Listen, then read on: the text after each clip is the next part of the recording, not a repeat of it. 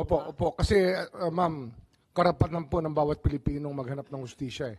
Kahit mahirap sila, kahit wala silang station in life, pag sila ho ay naapi, naghahanap po ng hustisya. Kaya kung meron ho silang nilapitan na taong nakakausap namin, syempre pinakikinggan po namin. At yung mga tao mismo na nangangailangan ng tulong, sinisikap po naming tulungan. Providing a dedicated and reliable service aimed at keeping you informed and up to date. This is Pilipinas Prime. Na pagkatagal-tagal nila rito, at saka detalyado to ay hindi biro-biro, Police Station 6, Batasan Hills, QC. Lahat ng blotter, seized evidence, etc. Paano nila na-pinpoint yung ICC, na-pinpoint yung Police Station 6 sa Batasan Hills? Ang galing naman po nila, kararating pa lang sila sa Pilipinas, alam na nila lahat ng lugar. I think it's the Committee on Human Rights before the Quadcom that came out with the Station 6 reports. If I recall it right, I think it was Congressman Abante who was chairing that hearing. Tinulungan daw sila ng Colonel Romil Abenido, tao yata ni General Torre, tama ba yun? Doon sa Batasan Hills, sa Station 6, nung QCPD daw kayo, tao ninyo, tama ba yun? Madam Chair, in the next hearing, can we require the presence of that Colonel Abenido? Kasi yun ang tinuturo at yun ang nabanggit ng ICC. Kilala po ba ninyo si Colonel Romil Abenido po, General Torre? Romil Abenido is the station commander of Police Station 1 when I was the QCPD District Director, ma'am. He was transferred to Station 6. That's right. I'm not the District Director already. That's right. He was then transferred to Station 6, and you can't just walk into a police station and start demanding all sorts of documents. And who liaised with them? Sinong nagbantay sila sa kanila? Alam ko na may mga magagandang sasakyan sila. Paikot-ikot sila, may security pa sila. Ang balita, pulis pa nga nagbabantay. Sosya rin ba yan, Chief PNP?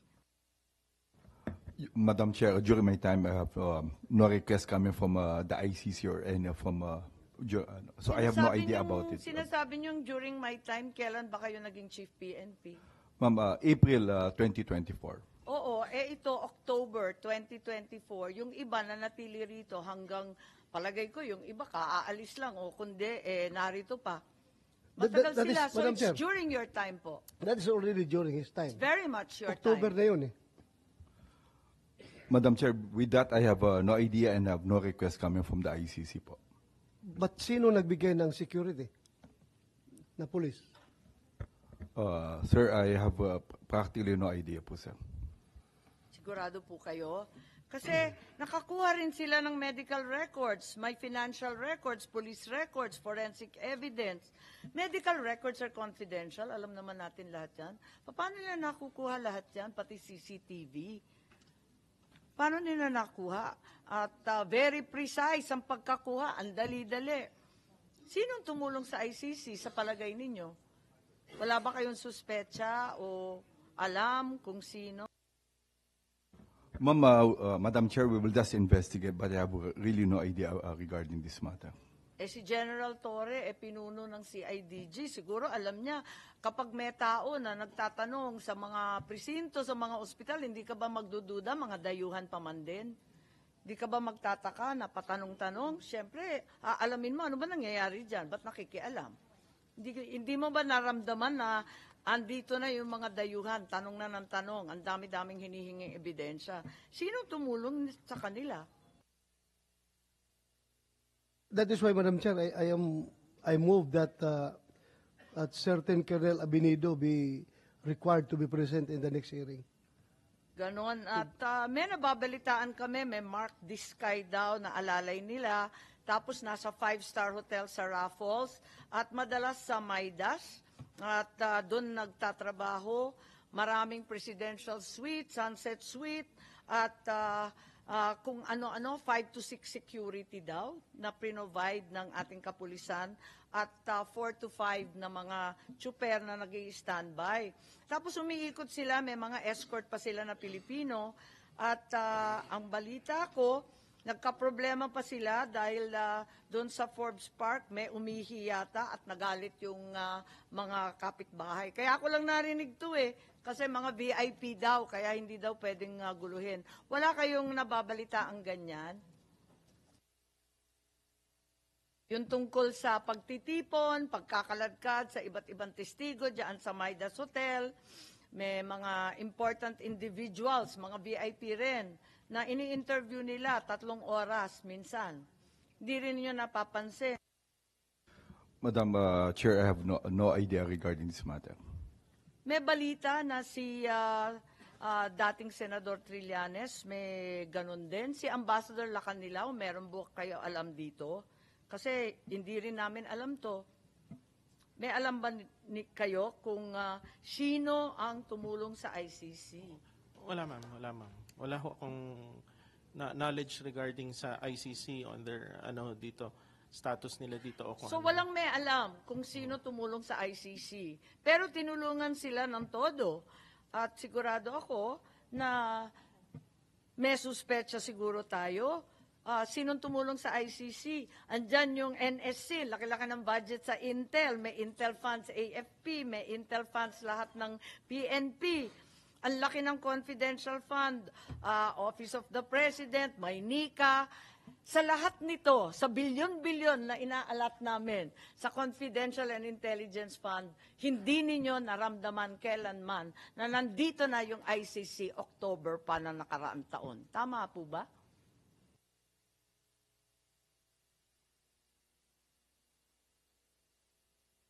Walang may alam sa anuman, sa ating DOJ, sa ating PNP, CIDG, higit sa lahat, wala kayong nakikita kahit kinukunan na tayo ng kung ano-anong ebidensya at mga confidential papers. Wala kayong alam. Madam Chair, for the PNP, we didn't get any requests coming from ICC to help them regarding the evidence that they need. Okay, tignan natin. Sige, let's head on. Una, may Quadcom. Ikalawa, yung Senate Blue Ribbon. Ikalawa, yung ICC mismo, napunta rito. Ikatlo, meron pang Senate Blue Ribbon. Naalala nyo, napunta rito si Presidente Duterte noong October at nagtestigo.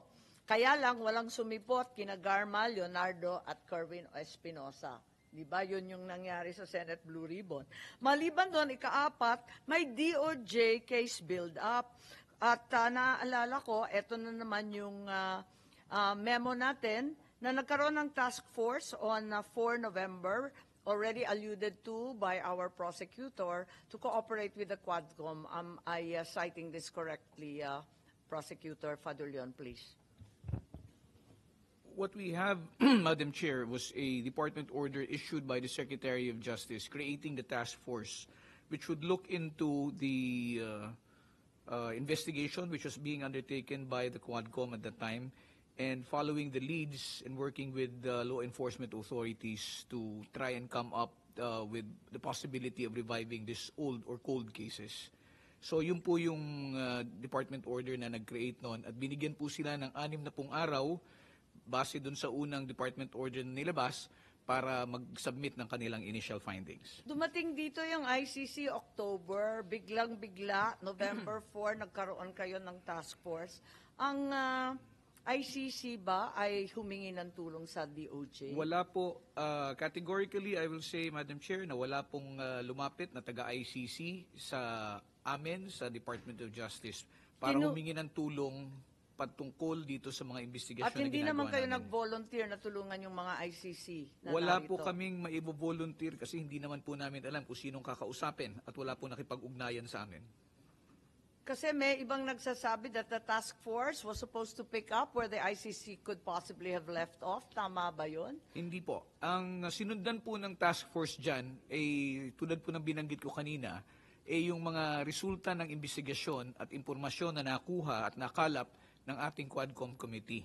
So, katulad po nun, halimbawa, yung kaso ni Barayuga, so sinundan po yon base doon sa testimony ni nila Garma, And then, meron pa hong tiningnan na ibang leads doon at doon po sila nagsimula magtanong at kumausap ng mga testigo on their own. Wala po silang coordination with the ICC. So, ang coordination lang ninyo, katulad ng binanggit ni Secretary Remulla kanina, yung Quadcom, yung Senate, yung binabanggit sa 778, yung CHR, at yung iba pang PNP, Witness Protection, yung iba pang ahensya ng ating pamahalaan. Tama po ba? Tama po yan, Madam Chair. So, sa panahong to, meron ng tatlong separate bodies trying to pin down PRRD. May Quadcom, may ICC, may DOJ Task Force, may ikaapat pa, yung Senate. So, apat na sila. Yung DOJ Task Force ho was really to check on EJ case. Period. Wala ho kaming aim of pinning down PRRD. Wala ho yan. Hindi ho totoo yan. Pero EJK ang tinutumbok, kaya siya nagtestigo sa Quadcom. Dito Opo, ba? opo. Kasi, ma'am, karapatan po ng bawat Pilipinong maghanap ng hustisya eh. Kahit mahirap sila, kahit wala silang station in life, pag sila ho ay naapi, naghahanap po ng hustisya. Kaya kung meron ho silang nilapitan na taong nakakausap namin, syempre pinakikinggan po namin. At yung mga tao mismo na nangangailangan ng tulong, sinisikap po naming tulungan. Siyempre, hindi natin pinagkakait ang karapatan ng bawat isa. Matanda man, bata man, mahirap man, mayaman man, talagang pantay-pantay tayo sa harap ng batas. Kaya lang, nagtataka ako kasi napakarami na ng investigasyon, patong-patong. Meron pang CHR, di po ba? At in-interview si Richard Palpalatok ng DOJ Task Force. Nasa inyong record yata. Laila De Lima, Nery Colmenares. Tama po ba? Na-interview yan ng DOJ. Opo, opo. Ano nangyari at bakit po na-interview? Sila po ay in-interview batay po dun sa, tulad ng sinabi ko kanina, yung mga lumabas po dun sa Quadcom hearings, ma'am. So, Pinagtatakaan lang namin dahil hindi naman sila victim o testigo o kamag-anak ng alleged victim ng EJK. Ang pagkakilala ko lang sa kanila, katunggali ni PRRD, yun lang. if I may answer, ma'am, no?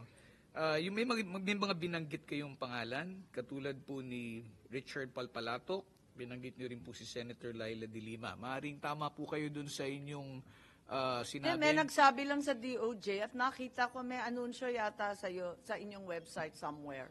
Oho, pero hindi lamang po sila ang kinausap. Marami po ang kinausap. Andiyan dyan po yan si Father Flavie Villanueva. Bakit po siya kinausap? Dahil meron po siyang mga grupo ng mga naging biktima ng karahasan na kinausap at kailangan makausap ng ating mga prosecutors. Andiyan dyan din po si PNP Chief Romel Marbil na kinausap din po namin upang kami po ay mabigyan ng ang tawag nito, impormasyon hinggil dun sa mga kaso na gustong tingnan at imbestigahan hinggil sa EJK. So, ito po ay kinausap upang makunan po ng leads para kung meron pong mga kaso na gustong isampa na walang ebidensya noon, maari pong buhayin. Kahit hindi sila yung biktima, hindi sila yung pamilya, o hindi sila testigo sa anumang krimen. Opo, kasi kahit na anong impormasyon po na makuha namin ay tinuturing po namin mahalaga at makakatulong po doon sa investigasyon na gagawin po ng task force.